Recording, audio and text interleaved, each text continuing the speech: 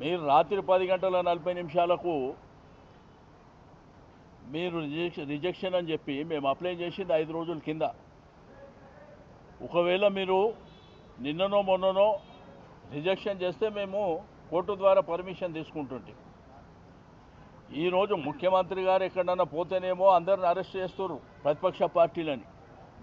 వాళ్ళేమో ఇష్టానుసారం ర్యాలీలు చేసుకోవచ్చు. సెక్రటరేట్ రిస్ట్రిక్టెడ్ ఏరియా, సెక్రటరేట్ ముంగట కూడా ముఖ్యమంత్రి గారు పాదయాత్రలు చేసుకోవచ్చు.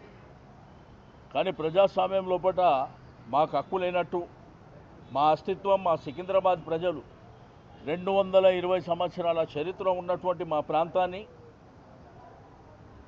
మా ప్రాంతం పేరు లేకుండా మా అస్తిత్వం మీద దెబ్బ కొట్టినప్పుడు ప్రజాస్వామ్యబద్ధంగా మేము నిరసన చెప్పేటువంటి కార్యక్రమాన్ని ఈరోజు ఏర్పాటు చేసుకున్నాం.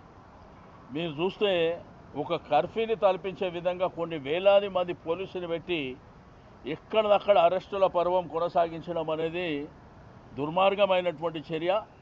దీన్ని తీవ్రంగా ఖండించడమే కాకుండా మళ్ళీ ఫస్ట్ వీక్లో కోర్టుకు పోతాం, న్యాయపరంగా పర్మిషన్ తీసుకొని మళ్ళీ ర్యాలీ కంటిన్యూ చేస్తామని చెప్పి నేను ఈ సందర్భంగా తెలియజేస్తూ ఉన్నాను.